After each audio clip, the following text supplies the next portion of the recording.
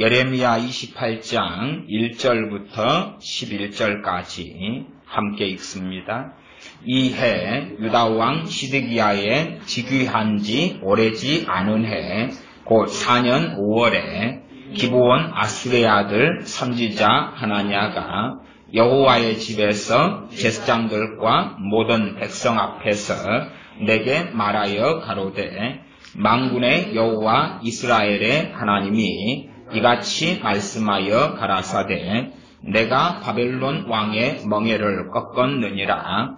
내가 바벨론 왕 느부갓네살의 이곳에서 바벨론으로 옮겨간 여호와의 집 모든 기구를 2해가 차기 전에 다시 이곳으로 가져오게 하겠고, 내가 또 유다 왕 여호야김의 아들 여고니야와 바벨론으로 간 유다 모든 포로를 다시 이곳으로 돌아오게 하리니, 이는 내가 바벨론 왕의 멍에를 꺾을 것임이니라.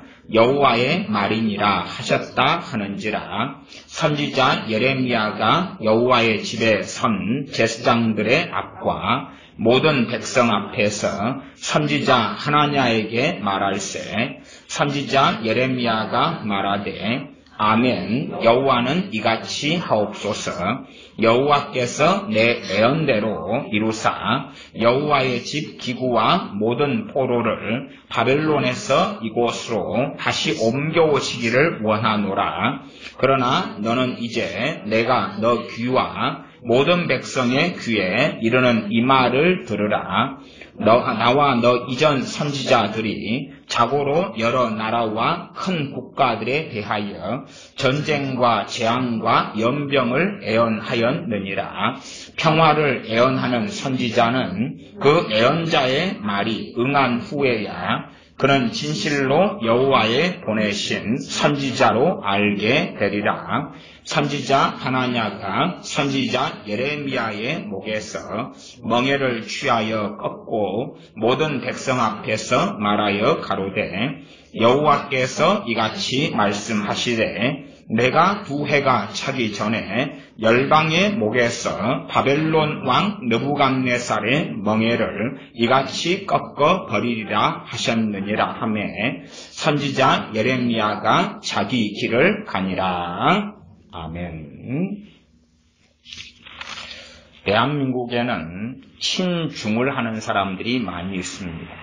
친중이라는 것은 친중, 또 친북이라는 말도 있죠. 친중은 중국과 함께 되고 중국과 하나 되고 중국과 친하게 지내자 하는 친중의 정치인들, 친중의 사람들이 대한민국에는 아주 많습니다.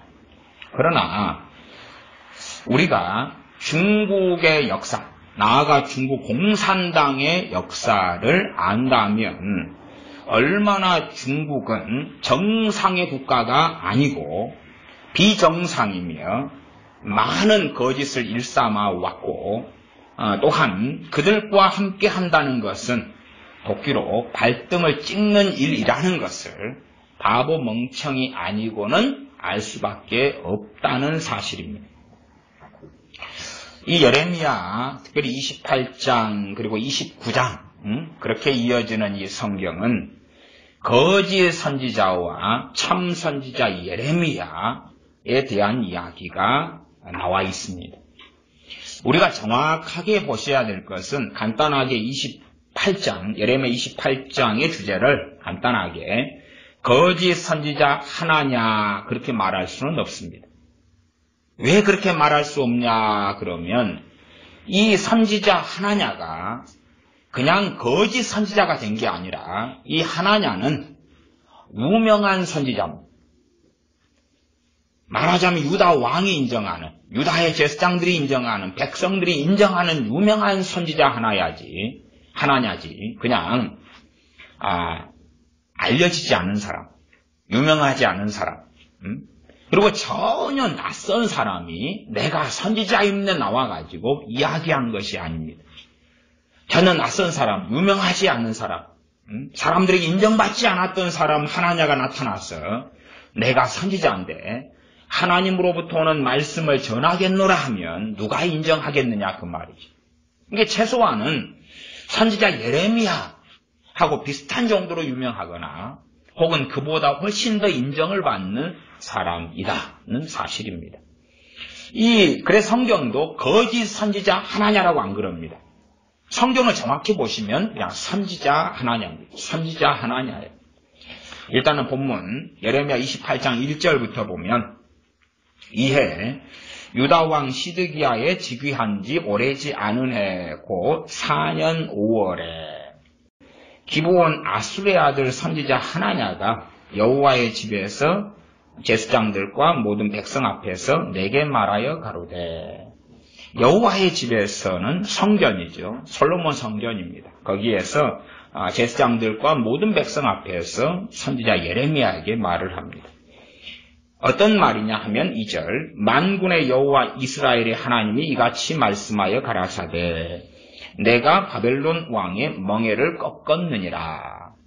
지금 현재 바벨론의 공격을 통해서 포로들이 끌려가고 있고 앞에 왕도 잡혀갔습니다. 이 비극들이 벌어졌습니다. 그리고 이제 점점점 바벨론의 공세와 공격은 심화돼 가고 있고 그 속에서 선지자 예레미야는 27장에서 뭐라고 예언하냐 그러면 바벨론의 멍에를 너희가 메어야 한다고 예언하고 있습니다. 바벨론의 멍에를 메어야 한다. 그리고 선지자 예레미야는 지금 목에다가 멍에를 메고 있습니다. 무슨 멍에입니까? 나무 멍에지. 나무 멍에를 메면서 예언해 왔습니다. 그런데 선지자 이 하나냐는 나중에 가면 나무 멍에를 벗겨서 예레미야 선지자에서 벗겨서 부서뜨려 버립니다.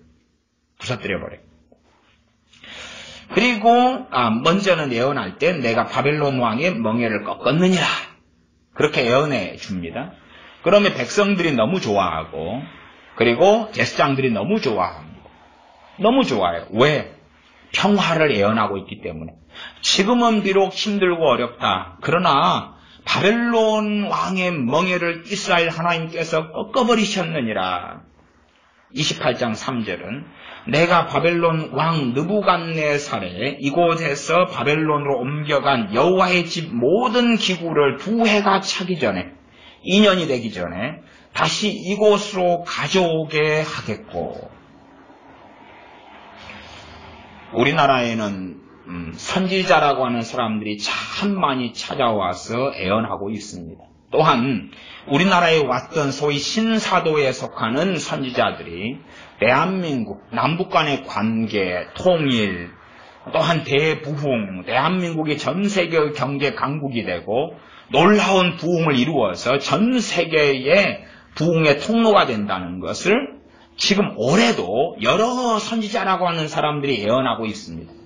최근에 이번 달인가요? 지난달인가? 최근에 소위 천국의 예언자 갓캣인가 여자 좀 머리가 분홍색 머리카락이든가 이런 캣갓인가 갓캣인가 이런 선지자가 미국이 이제 더 어마어마한 강국이 되고 미국은 놀라운 나라가 되고 누구 때문에요? 트럼프 때문에.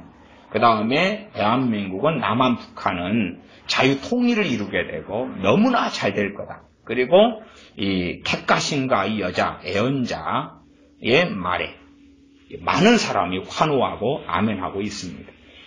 또한 하이드 베이커, 그 다음에 그의 남편 롤랜드 베이커, 그리고 릭 조이너, 아니면은 무슨 예언자, 다 그냥, 그런 사람들이 대한민국에 대해서 이 몇 년 사이에 대한민국 남북 통일이 되고 자유 통일이 되고 너무나 잘 나가고 대부흥이 일어나고 계속하여 예언해 왔습니다. 저기 한 10,000명 넘는 큰 믿음 교회, 지금은 사랑하는 교회 변승우 목사의 영적 아버지라고 하는 그 누구죠? 밥 존스는 2009년부터 대한민국에 대부흥이 일어났어. 그래서 많은 젊은이들이 하나님께 돌아오고 그런다고 2009년부터 대부흥이 대한민국을 시작으로 해서 전 세계에 일어나서 몇억 명이 주님께 돌아오고 그렇게 하기 때문에 젊은이들의 대부흥을 위해서 너희들이 준비해야 된다고 했는데 아무 일이 지금 없습니다. 2009년부터 10년 사이에 몇억 명의 부흥을 예언했습니다. 그러나 지금 10년이 거의 다 끝나가고 있습니다. 왜? 지금은 올해가 2018년이니까 제가 계산할 때는 연도로 따진다면 올해 말까지가 되겠죠. 올해 말까지. 어쨌든 그렇게 밥 존스든지 릭 조이너든지 뭐 하이드 베이커든지 또 여러 그냥 알려진 또 중보기도 책을 쓴 사람 유명 하늘과 땅을 움직이는 중보기도 그런 거 쓴 사람이 누구 있죠? 더치 시츠 이런 사람도 대부흥을 대한민국이 자유통일이 되고 너무 잘 되는 대부흥을 이야기했습니다. 대한민국이 공산화되지 않고 너무 잘 되는 물론 닉 조이너 같은 경우는 그 옛날에 썼던 추수라는 책에서는 대한민국은 공산화된다고 썼습니다. 그렇게 썼는데 그 몇 년 후에는 대한민국은 정확하게 자유통일이 되고 너무나 잘 되는 강대국이 된다고 명확하게 예언했고 그 자료는 유튜브 상에서 직접 그가 하는 것을 확인할 수가 있습니다. 그렇게 이제 몇 년 사이에 정반대되는 이야기를 그는 했지만 어쨌든 공적인 예배나 집회 가운데서 대한민국이 승승장구하고 너무나 잘 될 거라고 예언했고 그런 예언자들이 어쨌든 올해에도 여러 명이 있고 그 예언자들이 하나님의 사람을 인정하니까 한국교회가 그들의 부흥사를 데려다 놓고 집회를 하고 작년 연말 10월 9월 이런 데도 신사도 계열에 속한 예언자들을 불러다가 그런 예언 집회를 한국교회가 많이 지금도 해오고 있습니다.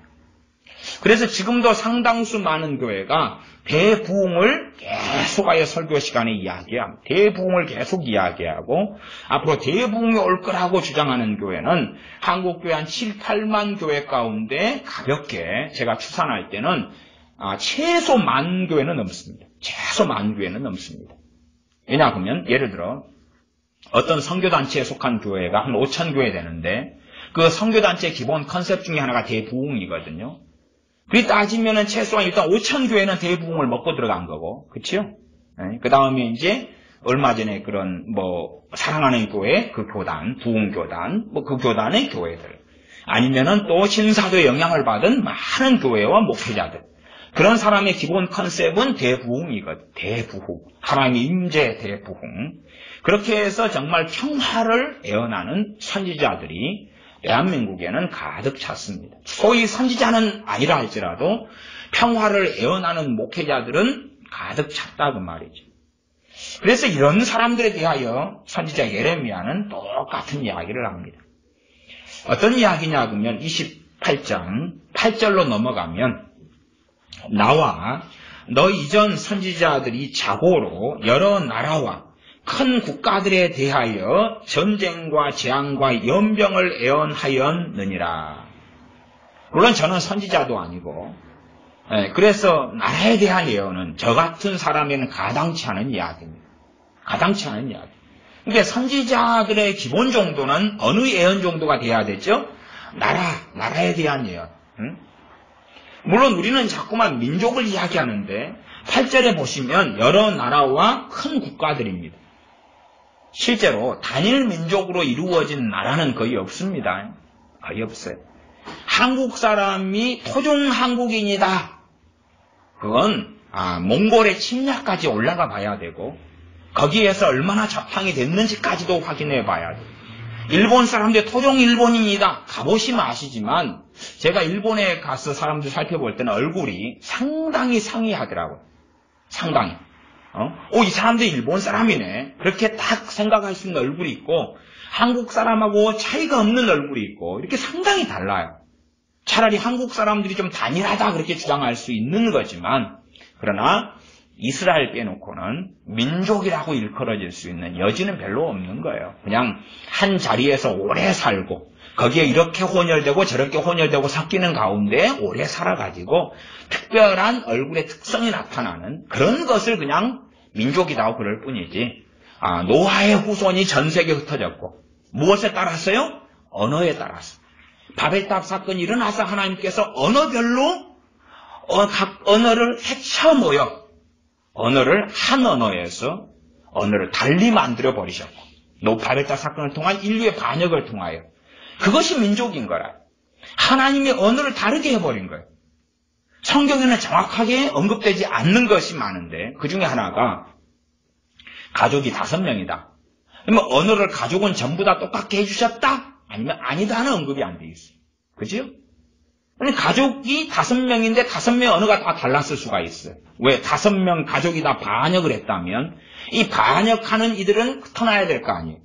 바벨탑 사건을 통하여 전 인류가 반역했다 그렇게 볼 수가 있는데 어쨌든 언어는 흩어져서 대화가 안 통하기 때문에 언어별로 모여서 소위 뭘 형성합니까? 민족을 형성하고 언어별로 모여서 바벨탑이 있었던 그 지역에서 떠나서 전 세계로 살러 갔어요. 그게 민족의 시초입니다.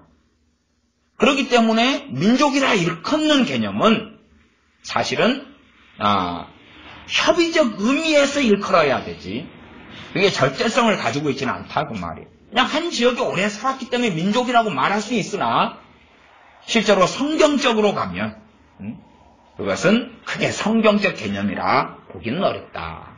그래서 성경에 민족이라는 이야기도 나오는데 그것은 그냥 노아 시대 때 언어가 달라짐으로 흩어져서 살았던 사람들. 그러면서도 시간이 흘러가면 외적의 침략, 이민, 이주 등등을 통하여 섞일 수밖에 없고 우리가 서구 유럽의 역사를 볼 때도 게르만족의 이동 등등 많이 배우잖아요. 그런 것을. 그러면서 계속 섞여져 가고 그리고 이제 평안의 때가 한 100년 주어지면 100년 동안 그 자리에서 평안하니까 살다 보면 또 그때는 또 민족이다. 그렇게도 말할 수 있죠. 다시 전쟁이 벌어지면 이리저리 이주하고 그럴 때는 민족이 섞이는 거고 그러다 평안의 때가 한 200년 주어지면 이때는 또 무슨 민족이다. 그렇게 말할 수가 있는 거죠. 말하자면은 백제 시대 때에 일본으로 좀 건너가요. 백제 사람들이. 그래서 처음에 건너왔을 때는 저기 백제의 어떤 민족이 이리 건너왔구나. 구별점이 있다가 거기서 한 300년 살아버리면 백제 민족은 이제 없는 거예요. 그 다음에 그 사람들도 다 일본 민족 안에 들어가 버리는 거예요. 그런 방식으로서 민족의 개념은 성경에 있다 그 말이에요. 우리가 생각하는 5000년 역사 속에서 혹은 더 오랜 어떤 성경의 역사 속에서 민족이라는 것이 있느냐 그럴 때는 그건 웃기는 발상이다. 웃기는 발상. 그래서 제가 이 민족주의라는 괴물이 정말로 무서운 사탄의 전략이고 민족주의에서 나오는 게 뭐냐 그러면 혈통주의라는 혈통주의. 그러면 우리 민족주의에 빠져버리면 우리의 민족의 피가 아니면 어찌 되죠? 천하죠. 우리 민족의 피가 아니면. 아니면 다른 민족의 피가 50% 섞이면 천한 걸. 물론 한국 사람들은 서구나 미국이나 유럽인들은 월등하니까 그래서 그쪽 피하고 섞이면 천하게는 안 보죠. 동남아 사람하고 피가 섞이면 천하게 보는 거예요. 그렇죠? 태국 사람과 한국 사람 결혼해 섞이면 천하고 중국 사람과 섞여도 좀 천하고 일본 사람과 결혼했을 땐 천하게 잘 안 보여요.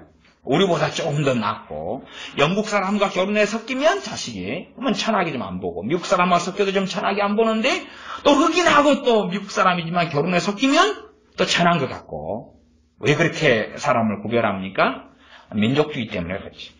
민족주의 때문에 쉽게 사람의 혈통으로서 판단하고 정죄하는 것이 너무나 비일비재했다 그 말. 제 어릴 때만 해도 초등학교 때 엄마가 다른 나라 사람인 경우가 있었어요.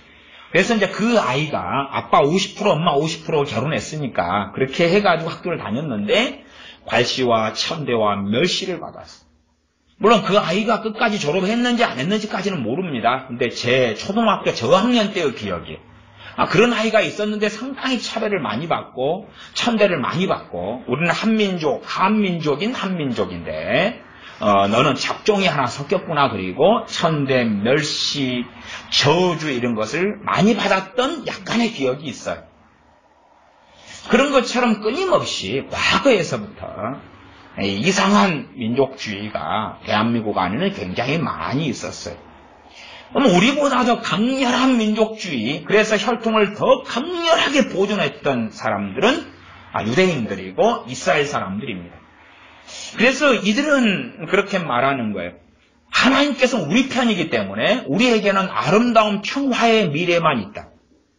그렇게 항상 생각하기를 좋아했어요. 실제적으로 이스라엘의 역사 가운데는 참으로 많은 비극들, 전쟁들, 비참함들이 반복되어져 왔어요. 그것은 이스라엘과 하나님과 관계가 좋지 않았기 때문에 그렇지. 선택받은 선민, 언약 백성, 언약 민족인데 그 관계가 그렇게 아름답고 좋지를 않았던 거예요. 자주 불협화음과 문제가 있어서 하나님의 보호 밖으로 내동병이 쳐지고 심지어 하나님께서 다른 민족과 다른 국가를 통해 심판하시고 그런 일들이 많이 있었다는 거예요. 많이 있었어요. 그런 가운데 이제 바벨론의 침략, 바벨론의 공격, 포로가 되어 끌려가고 하는 일들이 벌어졌기 때문에 그리고 앞으로는 어떻게 될 것이냐. 바벨론과 이스라엘, 특별히 이게 남유다지요. 유다의 관계는 어떻게 될 것이냐. 그리고 바벨론에게서 과연 독립적인 삶을 살 것이냐 아니면 바벨론을 굴종해야 될 것이냐. 바벨론의 식민지가 돼야 될 것이냐 아니면 바벨론이 어떻게 공격할 것이냐 할 때에 이 유다 사람들은 우리는 하나님의 백성이고 선민이기 때문에 그러니 하나님께서 우리 편에 서셔서 바벨론을 우리가 이기게 될 것이나 아니면 바벨론이 우리를 공격하지 못하게 될 것이다. 혹은 이 유다의 장래는 승승장구하고 평화할 것이다 하고 믿고 싶었고 그리고 소위 말하면 그런대로 이름값이 있는 사람이나 혹은 좀 유명한 이 선지자 하나냐가 일어서서 하나님께서 말씀하셨는데 하나님께서 이 바벨론의 멍에를 꺾어버리시고 바벨론이 성전에서 가져간 성경 기구들까지도 다 2년 안에 다 돌아오게 될 것이고 심지어는 28장 4절로 갔을 때에 내가 또 유다 왕 여호야김의 아들 여호니아와 바벨론으로 간 유다 모든 포로를 다시 이곳으로 돌아오게 할 것이다. 이게 정말 낙관적이고 희망적이고 좋은 것을 이 선지자 하나냐가 예언했습니다. 정확히 아셔야 될 것은 성경이 거짓 선지자 하나냐가 아니라 선지자 하나냐입니다. 선지자 하나냐, 선지자 하나냐. 이게 보통으로 한다면 그냥 유명한 목사님인 하나냐, 유명한 목사님인 하나냐, 아니면 정상적인 정통적인 목사님인 하나냐 그렇게 말할 수 있는 거예요. 그냥 신천지의 하나냐 목사, 아니면 통일교회 하나냐가 아닙니다. 그러면 처음부터 거짓 선지자 하나냐가 될 건데 성경 거짓이라는 글자가 없습니다. 없어요. 거의 없어요.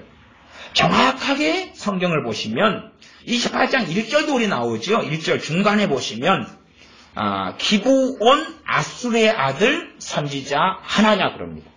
이게 최소한 이 하나냐가 선지자로서 얼마를 살았는지 몰라도 선지자로 살아온 사람이, 선지자로 예언하고 살아온 사람, 선지자로 예언하고 살아온 사람. 그러지 똥단지같이 튀어나온 무명의 사람은 절대 아니. 선지자 하나냐로 살았고 이 선지자 하나냐가 예언하고 있는 것입니다. 그러면 백성들이나 제사장들이 들을 때에 또 저 거짓 선지자가 일어나서 예언한다 그렇게 들을 수 없는 거예요. 저 참 선지자께서 하나님의 말씀을 받아서 하나님 말씀을 증언한다고 듣고 있는 것입니다. 그러나 최소한은 무엇은 괜찮냐 그러면 평안이 계속 주어질 때 평안을 이야기하는 것도 괜찮고, 그렇죠? 심지어는 평안이 계속될 때 전쟁을 이야기하는 것도 큰 문제는 없어요. 왜냐하면 전쟁을 이야기해서 사람들이 불안하고 초조하고 할지 몰라도 결국은 평안할 테니까. 그렇잖아요. 이게 상당한 어떤 문제가 있을지 몰라도 극한의 문제까지는 벌어지지 않아요. 한 10년 지도 평안해요. 근데 5년 뒤에 전쟁이 납니다. 해서 누가 선지자가 혹은 거짓 선지자 이야기할 수 있어요. 그 영향력은 의외로 적다 그 말이에요. 왜냐하면 평안의 때가 계속되면 그건 정치나 경제나 여러 가지 면에서 평안이 계속된다는 증언들을 받을 수가 있어요. 상식과 지혜를 가진 사람은 그것에 잘 넘어가지 않아. 잘 넘어가지 않아. 왜?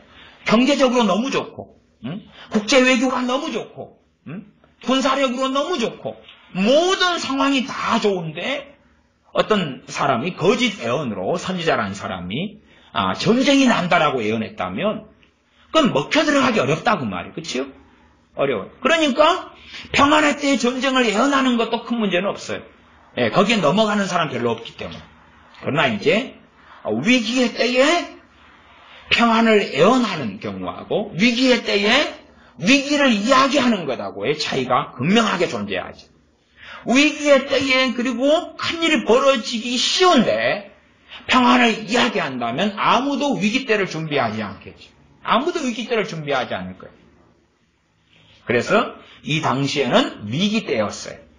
유다의 위기 때였고 그 앞에 바벨론의 공격을 통하여서 성경 기구들도 기물들도 거의 다 빼앗기고 또한 사람들도 무수히 많이 포로로 잡혀갔어요. 그런 상황 속에서 바벨론의 침략과 공격이 멈추고 끝난 게 아니라 ING 계속되는 와중이다. 계속되는 와중이다. 왜 그러냐면 끊임없이 이 유다인들은 바벨론에 굴복하기를 원치 않았거든요. 이게 말하자면 반바벨론주의가 팽배했어요. 굉장히 강하게 일어났어요. 지금 대한민국 상황 속에서도 반미주의가, 미국에 대한 반미주의가 굉장히 강렬하게 일어나고 있고, 친중주의 굉장히 강렬하게 일어나고 있고, 친북도 강렬하게 일어나고 있어요. 친북. 지난번에, 김정은이의 동생, 김여정이가 왔을 때, 김여정이에 대해서 언론이 뭐라고 방송했냐고는 백두혈통 김여정이라고 그랬어요. 백두혈통 김여정. 아마 청와대 측에서 백두혈통 김여정이다 그랬어요. 이것이 친북이죠. 왜? 김여정이의 오빠가 무슨 짓을 해왔고, 김여정이 오빠는 살인마지요. 김정은이 살인마죠. 졸아도 고사총을 쏴 죽이고, 볼펜이 떨어져서 주워도 죽이고, 높은 사람들인데, 안경을 고쳐 써도 죽이고, 그런 사람 다 죽었어요. 걸어가다가 자기 앞장서 걸어가도 죽이거나 숙청시키고, 그리고 죽일 때는 가족이 다 보게 하고, 자기의 이모부도 장성택이도 숙청시켜 죽이고 1년이 넘었는데 자기 형도 암살자를 보내서 독약으로 암살시켜 죽이고 그 여동생 강제 수용소에 지금도 수십만 명을 집어넣어서 죽이고 있는 그 오빠의 여동생 또한 자기 아버지도 그렇게 강제 수용소에 많이 집어넣어 죽여왔고 자기하고 반대되는 이들은 죽여왔고 또한 숙청시켜왔고 3대 혁명을 자기 할아버지와 아버지 때에 굶겨 죽였고 자기 할아버지 김일성이는 얼마나 많은 사람을 죽였는지 계산도 잘 안 될 정도의 사람을 죽여왔고 그런데 그 김일성, 김정일이 그 피를 이어받았다. 혈통적으로 아주 깨끗하고 좋은 피 백두산 정지를 이어받은 백두혈통이다. 북한이 쓰는 말이죠. 그렇게 언론이 이야기하고 또한 정권자들의 누가 이야기할 때 그런 사람은 당연히 그 북한이 원하는, 북한이 말하는 거에 따라 말하는 사람이기 때문에 그걸 친북이다라고 말합니다. 친북. 근데 이 친북의 노선을 걷는 사람은 아주 많아졌죠. 아주 많아졌어요. 저 같은 경우는 뭐 친미는 아닙니다. 그러나 최소한 미국을 통하여 해방되었고 미국의 보호 속에서 대한민국 경제가 이렇게 잘 먹고 잘 살게 되었어요. 미국이 주둔함으로 대한민국의 안보가 지켜져 왔어요. 그렇기 때문에 미국에 대해서 최소한은 미국이 대한민국을 자신의 나라와 땅으로 삼켜버리려고 한다. 그건 절대 인정하지 않아. 왜? 미국은 그럴 필요가 없는 나라이기 때문에. 제가 미국의 일리노이 주에 갔더니 얼마나 농경지가 광활한지. 일리노이 주는 산이 없어요. 언덕 같은 거나 겨우 좀 있고 완전히 어마어마한 광활한 평지고 농지로 가면 농지가 너무 커요. 너무 큰데 땅이 막 남하더라고. 근데 그 농지도 너무 커서 이제 헬기로 농약을 주거나 막 기계화 돼가지고 하는데도 농부들이 농사를 잘 안 지으려고 그래요. 그래서 농지들 매물이 어마어마하게 나왔더라고요. 이 말하자면 있는 땅도 다 쓰지를 못하는 나라가 미국이에요. 있는 땅도. 그냥 땅값이 굉장히 낮아요. 물론 땅에 대한 세금은 좀 내야 되지. 그러니까 대한민국이 땅을 삼켜서 미국이 뭐 하겠어요? 그럴 이유가 하나도 없는 거예요, 그냥. 그런데 이제 친북 노선을 걷는 사람은 지금 미국이 주한미군이 주둔하고 있기 때문에 이 한국을 식민지 하려는 것이다. 그래서 과거에 김구도 계속하여 미국이 48년 해방된 다음에 그다음에 미 군정을 했을 때에 너희들 떠나라고 반미 시위를 계속 일으켰죠. 김구가 반미 시위를 계속 해가지고 결국은 47년 10월인가 9월인가 10월에 미군이 군정 그만두고 우리 철수하란다. 그리고 모든 이 남한에 대한 치안이나 이 모든 것을 다 유언에다가 넘겨버리고 손 떼고 떠났어요. 그 다음에 이제 2년 있다가 6.25가 벌어진 거죠. 6.25가 벌어지고.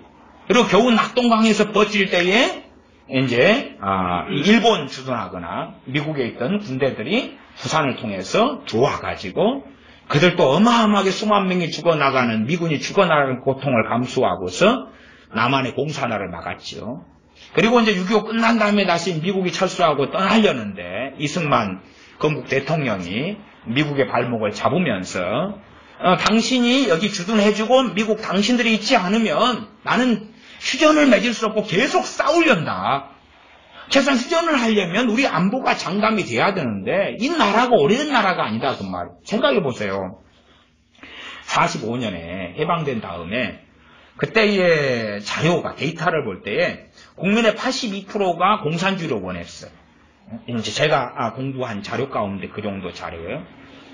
그러니까 거의 그냥 공산화가 처음부터 남한이 돼버려도 아무 이상이 없는 나라예요. 45년 해방된 다음에 48년에 8년 8월 15일 날 대한민국 정부가 수립이 됐어요. 그러면 1948년 8월 15일이고 50년 6월 25일 날 6.25가 일어났어요. 근데 정부 수립 다음에 2년도 안 된 때 일어났으니까 무슨 군사력을 준비하고 무슨 치안을 얼마나 만들고 준비가 안 된 상태예요. 준비가 안 된 상태. 그러나 이제 소련이 북한에 군정을 할 때는 소련의 어마어마한 지원을 받으면서 전쟁 준비를 북한은 다 수행해 나간 거지. 우리는 이제 거기에서 정신을 못 차리는 거예요. 박헌영이부터 김구부터 난장을 피우는 거예요. 말하자면 48년 8월 15일 날 남한의 총선거가 시행되고 이제 대통령이 뽑혀서 이승만 대통령이 됐을 때도 김구는 이 선거는 인정할 수 없다. 담장을 허물고 북한하고 남한하고 함께 총선거를 해야지만이 진짜 선거다. 그리고 이 정부를 계속하여 부정하고 싸웠죠. 반미를 계속 외치고 싸우고 그게 김구 선생이죠. 그렇기 때문에 이 김구의 주장이 어떤 주장인가? 더군다나 김구가 계속하여 혈통을 이야기했죠. 북한이 저렇게 공산주의로 나오는데 함께 할 수 있냐? 그러니까 그건 중요하지 않고 정말로 남북이 하나 되는 것이 진리고 중요하다. 그래서 그런 것은 상관없고 말하자면 자기 입장에서 혈통이 제고 중요하고 이것은 현실적이 있느냐를 떠나서 옳느냐 틀리냐의 문제고 혈통이 하나 되는 것이 옳은 일이다.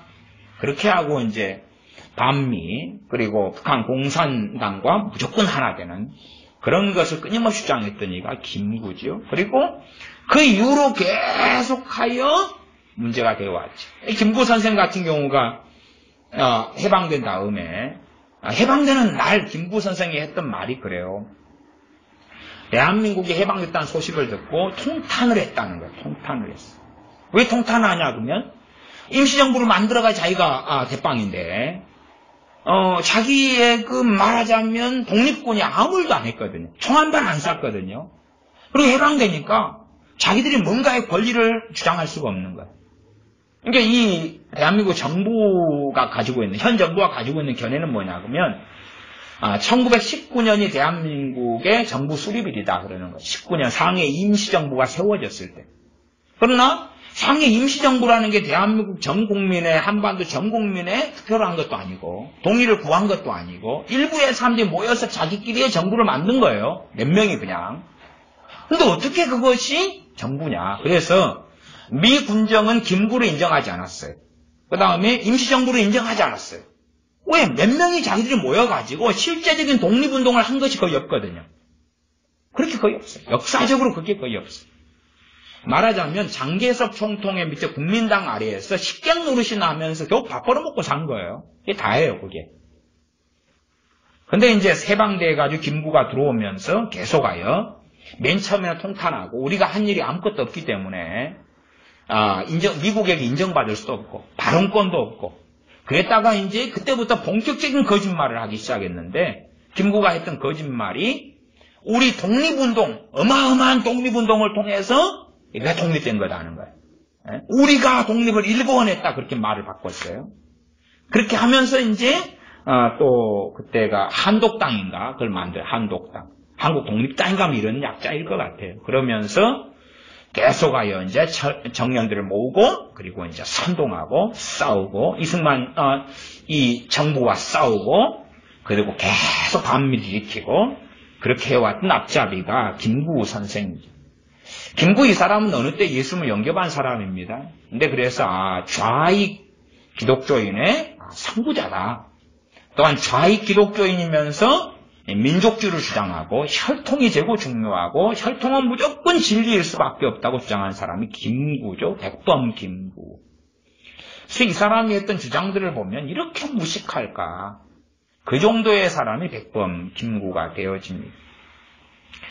어쨌든 이 유다 같은 경우는 자신들은 하나님의 선민이고 그리고 이 바벨론을 통한 공격과 어려움과 위기가 있으나 그러나 평화가 올 것이다 하는 걸 원하는데 거기에다가 그 불에다가 기름을 던져주니까 선지자 하나냐지요.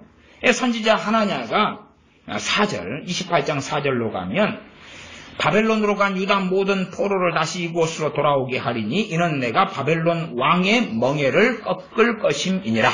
여호와의 말이니라 하셨다 하는지라. 그럴 때에 예레미야 선지자는 정반대의 예언을 했어요. 하나님으로부터 온 너희는 바벨론의 멍에를 져야 된다. 바벨론의 멍에를 져야 된다고 나무 멍에를 해가지고 돌아다니고 있었어요. 바벨론에게 굴종해라. 바벨론에게 따르고 순종해라. 말하자면 식민지가 되어라 그 말이에요. 바벨론하고 계속 싸우지 말아라. 안 된다. 안 된다 그러는 거죠. 그때에 이제 이 선지자 하나냐가 아니다. 말하자면 이 예레미야가 했던 예언은 다 거짓말이다 그거지. 우리에게는 평화가 온다. 하나님 우리를 승리하게 해주실 거고 이기게 해주실 거다. 그래서 그런 측면에서 저 같은 사람은 예레미야 선지자하고는 뭐 선지자도 아니고 단지 그냥 우리 작은 교회 목사일 뿐이지만 나라에 대한 예언은 할 수도 없고 또 그런 예언을 하나님 주시지도 않고 그러지만 냉정하고 상식적으로 볼 때에 대한민국의 장래는 절대 밝지 않다. 절대 밝을 수가 없는. 오늘 뉴스인가 어제 뉴스인가에 그 어느 장관이 그 장관은 아마 고용보험 장관인가? 그 뭐라 그러죠? 거기를 국민 고용 그 무슨 장관이 어떤 발표를 했냐 그러면 지금 현재 이제 근로 시간을 단축을 시켜서 50몇 시간으로 단축시키니까 이제 임금이 줄어드는 거예요. 그러니까 고용보험에서 돈을 빼내가지고 임금을 보존해주겠다. 중소기업은 1인당 80만 원까지, 대기업에 있는 사람은 근로시간 줄어들어서 임금이 준 것을 40만 원까지. 그 다음에 신규 채용을 하는 경우는 고용보험료에서 돈을 꺼내가지고 1인당 80만 원까지 지원해주겠다. 그걸 이제 어젠가 발표했어요. 어젠가 오늘인가 발표했어요. 그러면 무슨 일이 벌어지겠나요? 최소한은 지금 고용보험료를 회사에서 받잖아요. 사람들에게. 그 돈을 모아가지고 어디에 쓰죠? 한 사람이 실직을 했어요. 그렇죠? 정상적인 실직을 했으면은 실직 급여를 주죠. 그런 등등에 쓰려고 받고 모은 돈인데 이것을 전부 다 엉뚱한 데에 쏟아붓겠다는 거예요. 그러면 이제 나중에 그쪽에 실직 급여를 주거나 하는 등등의 실직 지원 활동을 하거나 하는 등등에 쓸 돈이 없지요. 그러면 당장 그 돈이 있으려면 어떻게 해야 되죠? 정상적인 고용보험료보다 훨씬 인상할 수밖에 없죠. 이게 대한민국 정부에서 하는 방식이 그런 방식이에요. 무슨 뭘 하는데 돈이 많이 필요하다.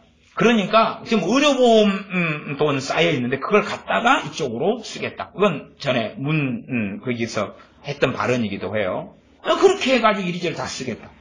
그러니까 말하자면 지금 대한민국이 가지고 있는 빚더미가 천문학적이고 가계 부채가 천문학적이고 대한민국 부채만 671조가 넘어서고 올해는 700조가 넘어서고 가계 부채가 1300, 1400조가 나오고 그 다음에 국영기업이 가진 부채, 지방자치단체가 가진 부채 헤아릴 수가 없는 판국인데 지금 현재 여기저기 쓰도해 있는 걸 다 긁어 모아서 다 쏟아부어 주겠다는 거예요. 쏟아부어 주겠다. 2018년에는 그 조항이 훨씬 많습니다. 정부 시책에 제가 자료를 이번에 구청에 광화문 앞에 있는 구청에 가서 제가 어제 가서 받아왔는데 그것도 올해에 유치원 등등 다 무료로 전면으로 다 해주고 국가에서 해주고 쫙 있더라고요. 그러니까 환호할 만한 것들인데 그 돈은 어디서 나오느냐가 문제죠. 당장에 여기저기 있는 걸 다 끌어다가 그렇게 해주겠다는 거죠. 그러면 최소한 얘기될 수밖에 없는 것은 뭐죠? 대한민국 국가 경제는 몰락으로 간다는 것이죠. 몰락하지 않으려면 누군가를 멱살을 집어잡고 직장인을 흔들든지 대기업을 흔들든지 기업자를 흔들어가지고 돈 내놔라. 돈 내놔라는 거죠. 그렇게 해서 이제 돈을 뜯어내야지만 이 국고를 채워가지고 뻥 뚫린 데를 쏟아부을 거 아니에요. 복지했다가 노인들 요양비했다가 뭐했다가 교통비했다가 이거했다가 저거했다가 또 한 사람당 노인들은 20만 원까지 올해 7월부터든가요 8월인가 뭐 그렇게 주겠다 이런 것부터 그러니까 천문학적인 돈이 필요하죠. 그러면 둘 중에 하나일 것 같아요. 직장인들부터 시작해서 사업자 뭐자 돈을 다 뽑아내고 그 다음에 또 하나는 돈을 어마어마하게 찍어내면 되죠. 한국은행을 통해서 갑자기 돈 유통이 5조가 10조를 막 찍어내보면 되죠. 만원짜리 5만원짜리 찍어내보면 되죠. 한국은행은 대한민국 안에 있으니까. 그러면 돈은 부지쪼가리가 되겠죠. 얼마든지 그건 가능하니까.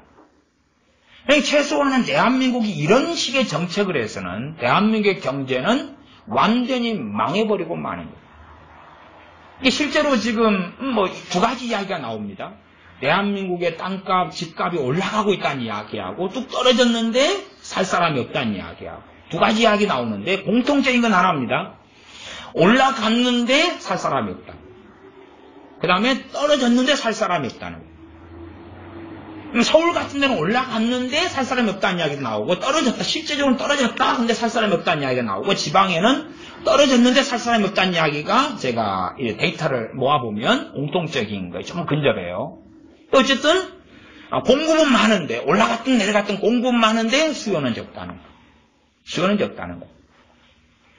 경제적인 대한민국의 비극은 이런 방식의 경제 운영은 몰락으로 가는 거죠. 전에 박근혜 전 대통령 같은 경우가 친중 정책을 썼어요. 그건 정말 어리석은 거죠. 어리석은 거죠. 중국이 어떤 이들인지를 이해하지 못하는 몰상식에 있는 거죠. 중국은 약속을 마음대로 어겨버리는 나라예요. 공산주의거든요. 말하자면 공산당에 대한 이해를 박근혜 전 대통령이 못했다. 그러나 이제 그 정책 자체를 그냥 그걸 가지고 그녀를 탄핵하거나 악이라고 규정할 수는 없죠. 참모진이나 그녀 당사자나 좀 더 지혜롭게 잘했어야 되는 그런 이야기가 되겠죠. 좀 친이슬람 정책 같은 것도 문제가 있고 이슬람 자금을 들여오려는 것도 문제가 있고 할랄 식품을 만들려는 문제도 있고 등등은 많지만 어쨌든 그렇게 정책적으로 경제적인 어떤 비극과 몰락 속으로 들어가고 있는 첫 번째. 두 번째야 당연히 북한의 김정은이가 지금도 어제 핵을 다시 가동했습니다. 핵공장 우량함 이런 것을 어제 청와대에서 특사를 파견해서 북한에 보내가지고 만나고 와서 우리는 이제 핵 동결 쪽으로 북미 대화도 하고 남한과 북한도 이제 4월 말에 모여서 대화하고 그러지만 그렇게 하겠다 그러면서 다시 돌아오자마자 핵시설을 가동했어요. 이제 다 이렇게 밝혀진 건데 일반 대한민국 언론은 발표하지 않는다는 거죠. 미국에서나 일본에서나 영국에서나 이런 언론은 계속 말하는데 이 상황을 트럼프 대통령 같은 경우도 트위터를 통해서 상황을 말하는데 한국 언론은 침묵한다는 것이죠. 어쨌든 대한민국의 안보 위기는 계속돼 가는데 첫째는 대다수의 목사님들이 대한민국은 평안하다 그러고 침묵한다는 것이죠. 일단 목회자들이 침묵하는 거죠. 지금 현재 예레미야 28장의 문제도 중심은 어디에 가냐 그러면 선지자 하나냐 그 다음에 제사장들 그리고 하나님의 백성인 유다 백성들 이스라엘 백성들의 이야기죠. 북왕국 이스라엘이 멸망해버렸으니까 이스라엘의 이름은 남유다가 가져온 거예요. 그렇죠? 그러니까 남유다가 이스라엘이자 유다인 거죠. 어쨌든 그런데 그들은 계속하여 평안을 선지자도 이야기하고 있고 백성들이나 제사장들도 평화를 믿고 있다는 거죠. 과연 정상적인 지금 한국의 상황에서 평화를 논할 수 있는 상황이냐? 소위 신사도들이 오고 신선지자들이 와서 평화를 이야기하는데 그것이 사실이냐? 그러려면 우리는 선지자 예레미야에게서 지혜를 배워야 한다는 사실이에요. 선지자 예레미야에게서. 그래서 이 평화를 이야기하고 너무 좋은 걸 이야기할 때 28장 4절 마지막에는 이는 내가 하나님 하신 말씀이라고 선지자 하나냐가 이야기합니다. 이는 내가 바벨론 왕의 멍에를 꺾을 것임이니라. 다시 말하는 거죠. 2절 꺾었느니라. 4절 꺾을 것임이니라. 꺾었느니라 과거. 완료형. 내가 꺾을 것임이니라 미래형을 둘 다 써가지고 선지자 하나냐는 이야기합니다. 그냥 간단하게 거짓 선지자 하나냐가 그렇게 되면 안 된다 그랬어요. 성경 그대로 선지자 하나냐입니다. 선지자 하나냐. 꺾을 것임이니라. 그냥 거짓 선지자 하나냐 그러면 분별은 너무 쉬운 거예요. 그렇죠? 그러니까 거짓 선지자가 나와서 이렇게 말했네. 우리 참 선지자 예레미야가 이렇게 했네. 당시의 유다 상황에서 이 사람은 참 선지자 하나냐입니다. 물론 하나님 입장에서는 거짓인데 이는 선지자로 살아왔던 사람이에요. 백성들이 인정하고 시인하고 오늘도 선지자 하나님께서 하나님의 말씀을 대언하시는구나 하고 듣고 있는 상황입니다. 그때 선지자 예레미야가 하나냐에게 말합니다. 뭐라고 말하냐고 하면 6절이죠. 선지자 예레미야가 말하되 아멘. 아멘 그럽니다. 여호와는 이같이 하옵소서. 저도 마찬가지입니다. 선지자 예레미야하고는 급수가 너무나 다르고 비교할 수 없지만 저는 신사도들이 또한 신선지자들이 대한민국에 대해서 대부흥이 일어나고 또한 대한민국이 남북 통일이 돼가지고 복음의 전 세계의 수출 전초 기지가 되고 대강국이 되고 대한민국에 하나님의 임재가 나타나서 하나님을 경외하는 나라와 민족이 된다. 여기서 저는 아멘합니다. 그리고 여호와는 이같이 하옵소서라고 아멘하고 기도합니다. 왜? 정말 그리 되기를 원하기 때문에. 대한민국이 대부흥을 원하지 않는다는 게 말이 되나요? 우리 젊은이들이 하나님을 다 알게 된다는 걸 원하지 왜 원하지 않나요? 대한민국 국민이 전체 부흥이 일어나서 다 하나님을 알게 되고 다 회개가 터진다는 걸 원하지요. 왜 그걸 반대하나요? 저는 원합니다. 원해요. 북한에게 복음이 들어가고 북한에 자유가 오고 북한 사람들이 하나님을 경외하게 되고 이 한 혈통 한 민족이 모여서 함께 하나님을 찬양하게 되는 걸 저는 아멘하고 원합니다. 그걸 어떻게 반대하나요? 그렇죠? 악인이 회개하고 하나님께 돌아와서 구원받는 걸 저는 원하죠. 그러니까 예레미야 선지자도 같은 입장이에요. 이 하나냐가 하는 이 좋은 예언에 아멘하는 거예요. 최소한 그대로 되었으면 좋겠다고 나도 간절히 바란다고 했던 거예요. 저도 동의를 하지요. 신선지자들이 신사도들이 말하는 것을 저도 아멘합니다. 대신에 그것이 하나님께로부터 왔다 그래서 아멘하는 건 아니고 그 내용대로 되었으면 좋겠습니다 하고 아멘하는 것입니다. 여호와는 이같이 하옵소서. 여호와께서 너 애언대로 이루사 여호와의 집 기구와 모든 포로를 바벨론에서 이곳으로 다시 옮겨오시기를 원하노라. 저도 신사도들이 신선지자들이 대한민국에 와서 애언하는 것처럼 그렇게 이루어지기를 원하노라라고 말합니다. 그렇게 되도록 대부흥이 일어나기를 나도 원하노라. 내 자녀를 우리 자녀들 우리 교회들이 정말 하나님을 경외하게 되기를 원하노라. 회개가 일어나서 믿는 우리만이 아니라 한국 사람들 전체가 회개하고 하나님을 경외하고 말씀대로 살게 되기를 나도 원하노라 하는 것입니다. 그러면서 8절부터 하는 이야기가 나와 너 이전 선지자들이 자고로 여러 나라와 큰 국가들에 대하여 전쟁과 재앙과 연병을 애언하였느니라. 선지자들의 애언급수는 나라들 정도 수준까지 이른다는 걸 알 수가 있죠. 그래서 그 신사도, 신선지자들 이들이 애언하는 것이 주로 나라에 대한 애언이죠. 나라에 대한 애언. 그러나 나라에 대한 애언은 그렇게 말해야 돼요. 9절부터죠. 평화를 애언하는 선지자는 그 애언자의 말이 어떻게 된 후에야? 응한 후에야. 그는 진실로 여호와의 보내신 선지자로 알게 되리라. 거의 응한 후에야. 그러니까 화려하고 좋고 먹음직스러운 예언했다 해서 참 선지자라고 인정할 수 없다 그 말이죠. 소위 말하면 그 예언을 찬장 위에 올려놔야 한다는 이야기. 그 예언을 찬장 위에 올려놔야 한다는 거. 찬장 위에 올려놔야 한다. 차라리 참 선지자라면 회개하라. 그렇지 않으면 하나님의 심판이 있을 것이다. 차라리 그게 나은 거죠. 그러면은 참 선지자일 수 있다. 차라리 그럴 수 있다 그 말이에요. 그러나 이렇게 평화를 예언하는 예언자는 이루어진 다음에서야. 왜냐하면 진짜 선지자들이 예언했던 건 세계라고 예언하는 거예요. 진짜 선지자들이 예언했던 것은 28장 8절에 전쟁, 재앙, 연병이었다. 연병은 전염병입니다. 전염병의 대표성으로 연병이라는 단어를 씁니다. 이 전쟁, 재앙, 연병. 재앙 중에는 기근 같은 게 들어가죠. 전쟁, 재앙, 연병을 예언하였느니라. 그렇기 때문에 평화를 예언하는 선지자가 그 예언자의 말이 응한 후에야, 이루어진 다음에서야 그는 진실로 여호와의 보내신 선지자로 알게 되리라. 예레미야 선지자가요, 많은 예언을 했습니다. 그래서 예레미야서는 깁니다.